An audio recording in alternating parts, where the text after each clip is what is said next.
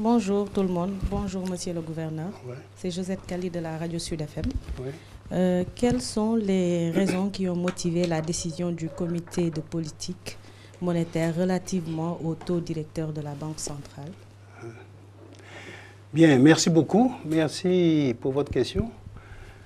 Je dois dire effectivement que nous venons de terminer la 3e réunion annuelle du comité de politique monétaire. Et c'est un comité qui a effectivement, comme à son habitude, examiné la situation économique d'ensemble avant d'arriver à une décision.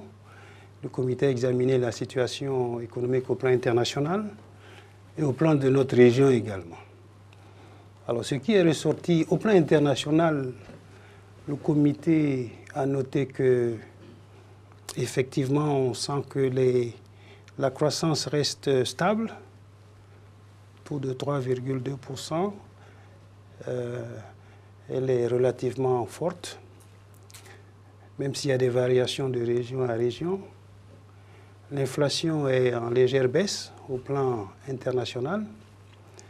Et il a été également noté que la plupart des banques centrales dans le monde n'ont pas vraiment baissé leur taux d'intérêt. Ils ont maintenu les taux d'intérêt inchangés parce qu'elles souhaitent vraiment s'assurer que la baisse de l'inflation est suffisamment forte et suffisamment installée avant d'agir. Bon, il y a quelques banques qui ont, suite aux évolutions dans leur région, décidé de baisser leur taux, mais dans la majorité des cas, en tout cas dans la plupart des cas, les banques centrales sont restées très prudentes dans leur orientation de politique monétaire et donc n'ont pas baissé les taux. Alors, au niveau de notre région, on a noté plusieurs éléments. D'abord, le comité a noté que la croissance économique de notre région reste quand même soutenue. Elle est estimée au 2e trimestre de l'année 2024, c'est-à-dire mars-juin. Elle est estimée autour de 5,3%. Et donc, c'est une croissance qui est soutenue. Et pratiquement tous les secteurs contribuent à cette croissance économique. Mais au niveau de l'inflation, ce qui est ressorti, c'est que l'inflation a atteint au 2e trimestre de l'année 2024 un taux de 4,1%. Alors, ce qui est surtout important de noter par rapport à ce taux de 4,1% observé au 2e trimestre de l'année 2024, c'est que ce taux est supérieur à la cible que nous avons. Notre cible pour notre politique monétaire au niveau de la Banque centrale, la BCEAO, c'est un taux qui tourne entre 1 et 3%. Donc nous sommes au-dessus de la cible. Ça, c'est le premier constat. Mais le deuxième constat, c'est que ce taux de 4,1% qu'on a observé au 2e trimestre 2024, elle s'inscrit dans une dynamique qui est haussière. Décembre, on était à 2,3, mars 2,9, juin 4,1. Et le dernier chiffre qu'on a sur juillet, le taux est 4,4. Donc, vous voyez que nous avons deux préoccupations. Le taux est au-dessus de notre cible et c'est une dynamique qui est haussière. La tendance est haussière. Au mois de juin, lorsqu'on avait fait la même rencontre ici, je vous avais dit qu'on venait d'observer une légère hausse à fin mars, mais on allait observer et voir quelle serait la tendance avant de pouvoir prendre une décision. Et ce qu'on observe, c'est que la hausse a continué. Donc 2,3, 2,9, 4,1, juillet 4,4. Donc c'est une dynamique haussière. Et il y a plusieurs raisons qui expliquent cette évolution haussière de l'inflation. La première raison, c'est que la campagne 2023-2024 a été moins bonne que prévu et donc on a vu une hausse des prix des produits alimentaires. Et le produit alimentaire, c'est quand même une composante importante donc, dans le panier. La deuxième raison, c'est que vous savez que nous avons des questions de sécurité importantes dans la région qui font que la circulation des produits, l'approvisionnement est limité. Il y a des entraves liées à ces questions sécuritaires et ça impacte l'inflation. La troisième raison, c'est que nous avons eu, compte tenu des évolutions au plan international, les prix des produits alimentaires qui sont importés, parce que nous en importons beaucoup, donc qui sont importés, sont également à la hausse. Donc quand vous combinez tous ces éléments, on a les résultats que nous avons un peu au niveau donc, de l'inflation. Je mentionnerai également le fait que les prix du logement également, on a observé que ces prix ont également augmenté. Donc l'inflation se situe dans une dynamique haussière. Évidemment, pour le comité de politique monétaire, c'est une préoccupation. Le troisième élément qui a été également pris en compte par le comité de politique monétaire, c'est d'examiner un peu la situation extérieure, notre situation extérieure. C'est très important. Et là, on a noté que les termes de l'échange se sont améliorés. Les produits que nous exportons, les produits de la région qui sont exportés, le cacao, l'or, le coton, l'EVA, tous ces prix, les prix de ces produits sont en hausse. Donc ça, c'est un élément positif. Et cette évolution a fait que nos échanges avec l'extérieur se sont améliorés. Comme on dit dans le jargon, le compte courant s'est amélioré. Donc c'est le solde de nos échanges, pour parler simplement. Et quand on combine à ça le fait que plusieurs pays, et vous avez dû certainement suivre ça dans la presse, plusieurs pays de la région ont mobilisé des ressources à l'extérieur. Il y a eu des eurobonds au premier trimestre, je crois il y a eu le Bénin, la Côte d'Ivoire, au deuxième trimestre le Sénégal. Donc cette mobilisation accrue de ressources, combinée avec l'amélioration de nos échanges, évidemment a conforté notre situation extérieure. Et on a vu nos réserves de change donc s'améliorer par rapport à la situation qu'on a connue il y a à peu près un an. Et donc ça, c'est un élément positif. C'est très important parce que la stabilité l'amélioration de nos échanges, nos comptes extérieurs, ça donne la confiance dans la zone et ça renforce bien entendu les anticipations que les opérateurs ont, notamment les épargnants, les investisseurs, tous les acteurs. Confiance dans la solidité de la zone UEMOA, la zone BCEAO. Donc,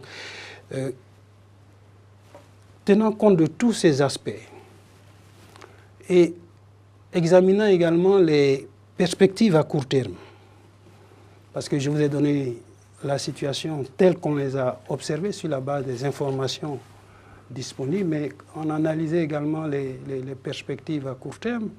La croissance reste dynamique, devrait continuer à s'améliorer. On attend une meilleure récolte agricole au titre de la campagne 2024-2025 qui devrait avoir un impact sur les prix. On attend également une évolution plus favorable au niveau des prix internationaux, des prix des produits alimentaires qui sont importés. Et donc, on anticipe que l'inflation pour l'année 2024 devrait en moyenne se situer autour de 3,7%, mais qu'en 2025, on devrait avoir un début de baisse de l'inflation pour aller vers notre cible. Donc c'est compte tenu donc, de tous ces facteurs, surtout de risques, parce qu'il y a beaucoup d'incertitudes au plan international, avec toutes les tensions que nous avons, les questions de sécurité, l'impact du changement climatique. Vous avez noté qu'il y a beaucoup d'inondations dans certains pays de la région. Tenant compte de tous ces risques, le comité de politique monétaire a estimé qu'au vu des résultats, la hausse du taux d'inflation que j'ai évoqué, les incertitudes, les risques, le comité a estimé qu'il fallait maintenir cette orientation de la politique monétaire et donc a décidé de maintenir le taux directeur, c'est-à-dire le taux minimum de soumission aux appels d'offres inchangé à 3,5% et le taux de guichet de prêt marginal à 5,5%. Donc c'est une décision donc, qui, évidemment, comme je l'ai dit, qui est basée sur l'analyse des éléments et des données effectivement reçues et des perspectives à court terme. Et c'est évidemment une décision qui va, nous pensons, conforter la situation de la zone, assurer que la zone reste une zone de stabilité monétaire, comme je l'ai dit, stabilité financière, et qui permette également un financement adéquat de l'économie, puisque je dirais au passage que les crédits à l'économie, donc les crédits faits par le secteur bancaire à l'ensemble de l'économie sont en hausse, et donc c'est ça aussi qui permet de soutenir cette croissance plus forte. Et donc le comité a estimé qu'il était adéquat de maintenir donc, le niveau des taux directeurs au niveau que je viens d'indiquer.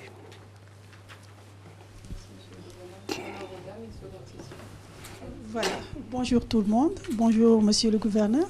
Je me nomme Conté Fatou Bintou. Je suis journaliste à la télévision Futur Média, la TFM.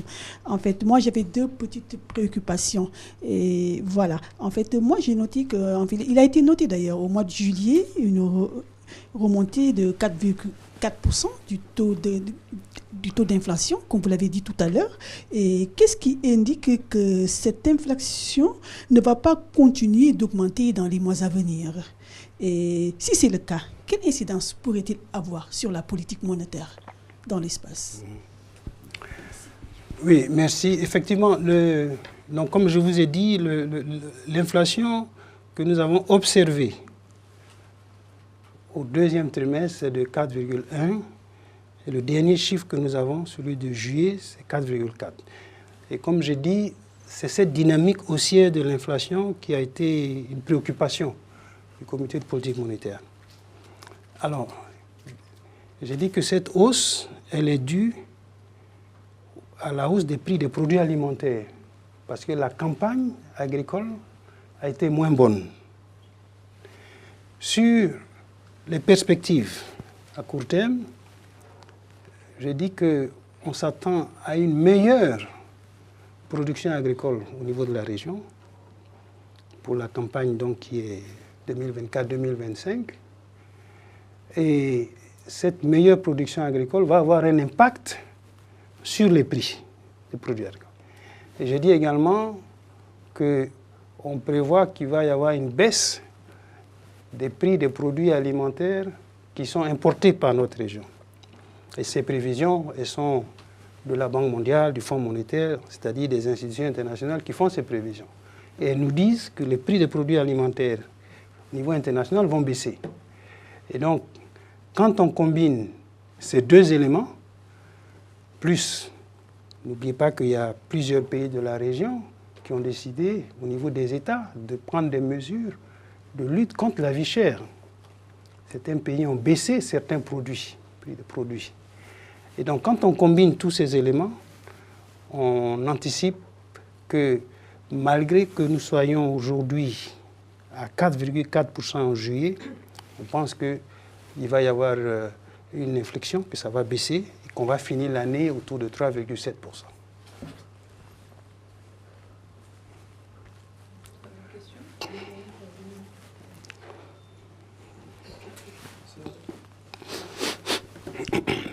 Bonjour Monsieur le Gouverneur, je m'appelle Moustapha Toumbo, journaliste à Sénéweb. Alors, vous avez indiqué que l'activité économique au sein de l'UEMOA est restée dynamique au cours de la récente période. Ma question est de savoir comment expliquez-vous cette bonne tenue de la croissance économique? Merci. Oui, j'ai dit effectivement que la croissance économique en 2024 dans notre Union devrait se situer autour de 5,3%. Je rappelle qu'au trimestre précédent, on était à 5. Mais pour l'année 2024, on attend un taux de 5,9%. Donc c'est quand même une croissance qui est robuste, une croissance qui est dynamique, elle est très forte. Au niveau mondial, je vous ai dit que la croissance est de 3,2%. Donc nous avons une croissance très soutenue, c'est l'une des croissances, en tout cas au niveau des régions, l'une des plus fortes sur le continent.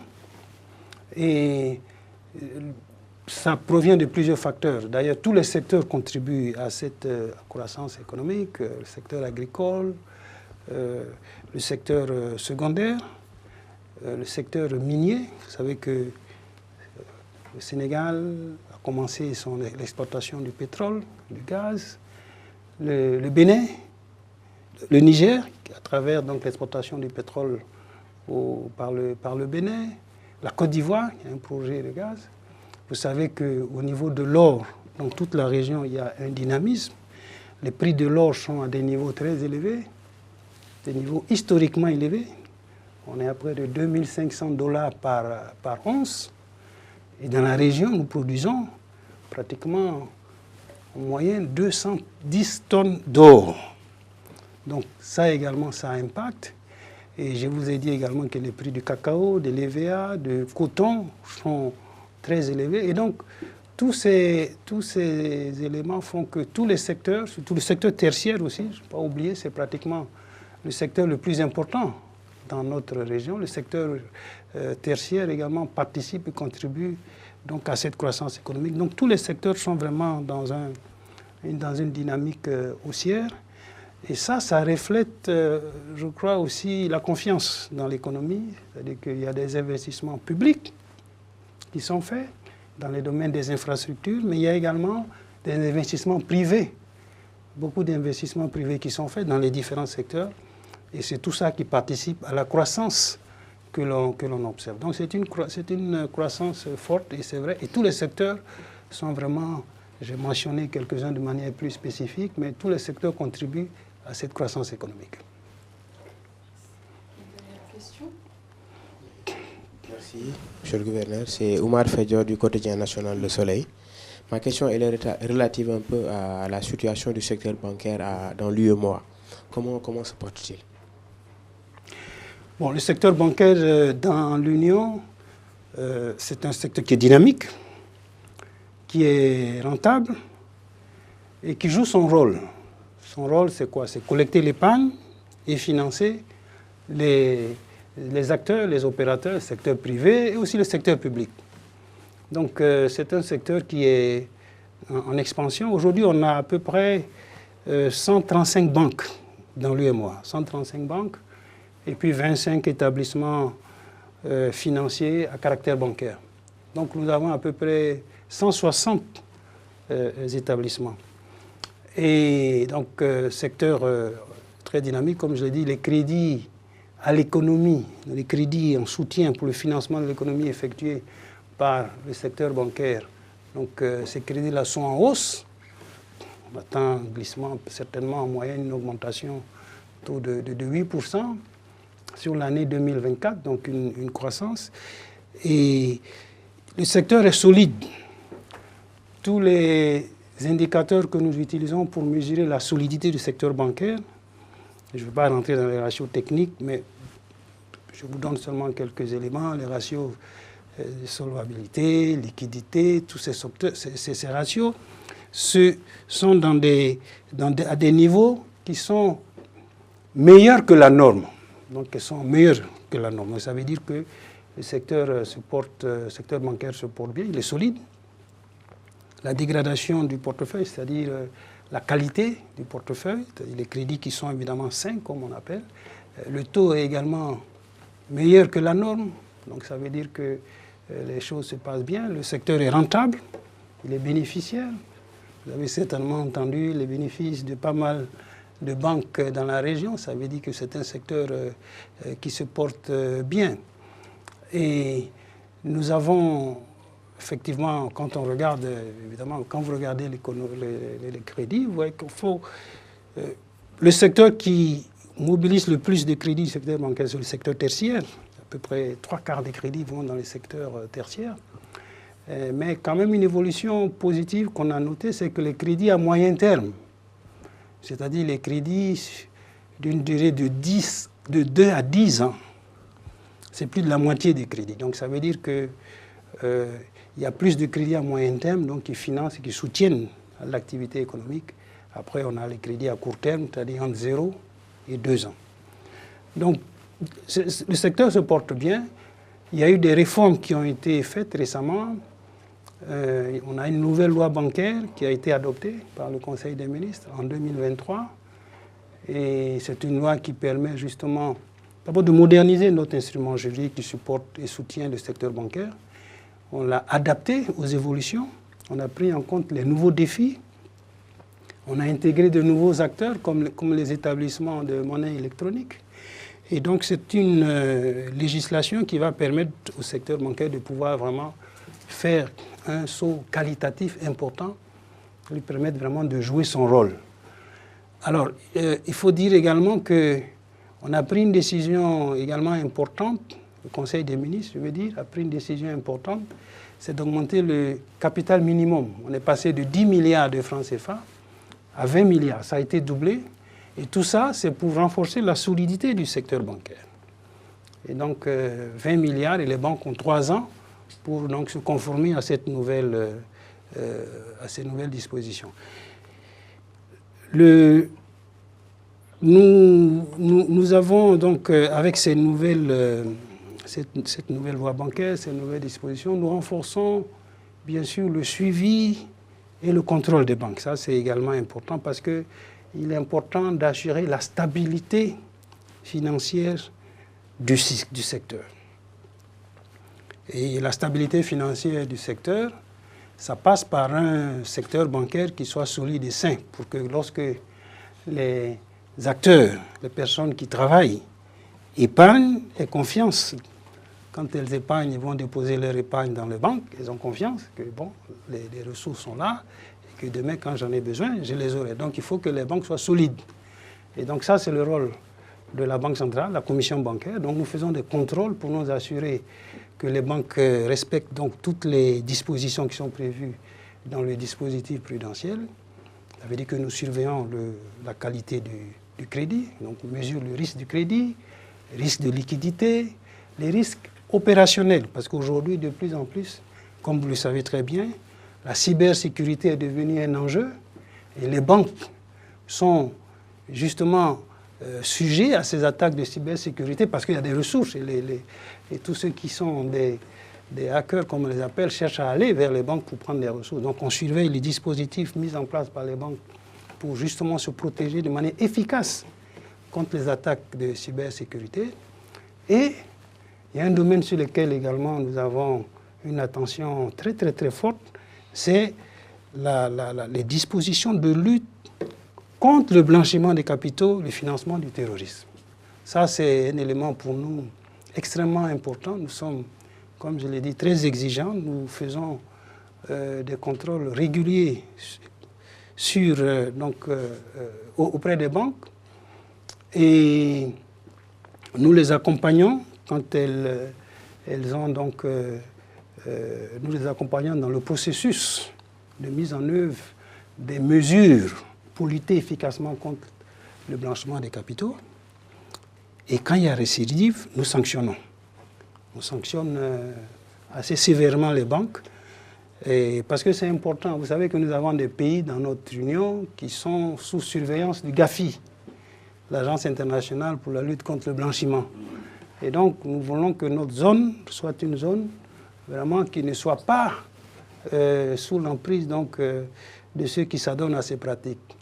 Et comme les banques représentent le canal par lequel ceux qu'on appelle, qui sont dans ces activités de blanchiment, passent, donc on reste très très très attentif, très vigilant au niveau de la Banque centrale et de la Commission bancaire. Et c'est pour ça qu'on fait des missions très très très très récurrentes auprès des banques pour surveiller le dispositif, s'assurer.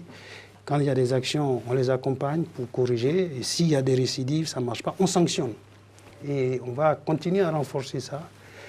Alors je dois dire que bon, pour l'essentiel, la majorité des banques, les dispositifs sont en place, les choses se suivent, sont en place et fonctionnent normalement. Mais il y a quelques banques pour lesquelles ça demande une attention particulière. Et là, nous restons très très très vigilants sur ces aspects. Monsieur le gouverneur, je vois quelques voix, quelques regards, mais en raison de l'heure. On prendra une dernière question peut-être, et puis... Merci, monsieur le gouverneur. C'est monsieur... Excusez-moi. c'est Ndarta Gueye, je suis journaliste et directeur de publication Econet Énergie. Et je voulais juste rebondir sur le blanchiment d'argent, de capitaux. Le Sénégal est à la portée de la sortie du GAFI, de la liste grise. Est-ce que vous pouvez nous donner un peu commenter, qu'est-ce que vous en commentez par rapport à ça? Bien, je dois dire que, effectivement, je voudrais d'abord féliciter les autorités sénégalaises. Bon, c'est l'un des 3 pays, je n'ai pas voulu mentionner, mais comme vous l'avez mentionné, effectivement, donc les autorités ont pris, comme les autres pays d'ailleurs, ont pris des mesures très, très, très fortes, exigeantes, fermes, pour vraiment sortir de cette liste. Et je pense que l'une des mesures clés, ça a été la nouvelle loi, la loi contre le blanchiment des capitaux, la lutte et le financement du terrorisme. Et donc cette loi donc, a été adoptée par les autorités avec tous les dispositions, les textes d'application qui sont en place et donc les mesures qui ont été prises. Donc nous, on ne peut être que satisfaits. Et ce que l'on souhaite, c'est que tous les pays sortent, qu'il n'y ait aucun pays de notre zone qui soit sur la liste grise, comme on les appelle. On l'appelle la liste donc, des pays qui ne respectent pas les dispositions en matière de lutte contre le blanchiment. Parce que ça a un impact très négatif en termes de perception, et ça joue sur le risque crédit, et ça joue bien sûr sur les investissements, sur la mobilisation des ressources et sur l'épargne. Donc c'est pour ça que nous travaillons de manière très très très étroite avec les autorités, justement pour jouer notre rôle pour contribuer à ce que ces pays sortent de la liste grise, comme on l'appelle, donc des pays qui sont un peu sous surveillance sur les questions de lutte contre le blanchiment des capitaux.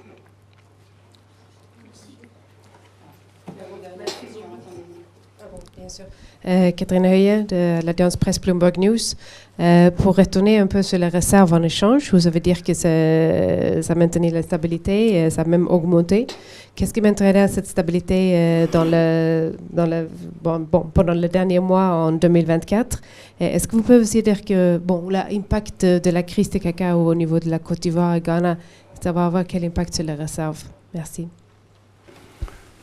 Bon, comme je l'ai dit, effectivement, il y a 2 éléments qui ont joué sur la situation de notre stabilité extérieure. J'ai dit que tous les produits que nous exportons, en tout cas les principaux produits que nous exportons, dont le cacao, vous avez parlé du cacao, les prix ont augmenté. Et donc ça a fait que, évidemment, ça a eu un impact positif sur nos réserves, puisque la hausse des prix fait que les recettes d'exportation augmentent. Donc ça a joué. Et donc on a vu nos réserves vraiment qui se sont améliorées aujourd'hui. Et on a un niveau relativement confortable. Et on pense que ça va continuer à s'améliorer. Et je vous ai dit également qu'il y a plusieurs pays qui ont mobilisé des ressources, qui sont allés sur le marché international, qui ont émis des eurobonds. Je vous ai cité les 3 pays. Et il va certainement y encore peut-être avoir d'autres interventions dans ce domaine. Donc tout ça fait que nos réserves se sont confortées. Et donc nous sommes vraiment dans une phase de consolidation de nos réserves. Donc la situation aujourd'hui, telle qu'elle existe dans nos livres, c'est-à-dire dans les livres de la Banque centrale, c'est que les réserves sont confortables, comme j'ai dit. Mais nos prévisions, c'est ça qui est le plus important, nos prévisions montrent que ces réserves devraient continuer à se renforcer, puisque vous avez des pays qui ont commencé l'exportation de produits pétroliers, comme le Sénégal, le Niger, la Côte d'Ivoire, les produits miniers, le gaz, l'or qui se tient bien. Donc, nous pensons que ces réserves vont continuer à se renforcer. Mais effectivement, je l'ai dit, il y a toujours des risques. Il y a des risques, puisque c'est lié à l'évolution des prix internationaux. Les prix internationaux, ça dépend parfois des tensions géopolitiques, des situations au Moyen-Orient, en Europe, au niveau de l'Ukraine. Nous ne maîtrisons pas tout ça et ça peut avoir un impact. Donc, d'une manière générale, oui, ça s'est consolidé, ça devrait se renforcer, mais on reste prudent parce qu'il y a des éléments que nous ne maîtrisons pas qui impactent ces évolutions. Est-ce que vous avez un objectif pour la réserve? Comment? Est-ce que vous avez un objectif pour la réserve, un chiffre? J'ai un objectif, mais le chiffre, ça, permettez que ça reste avec moi.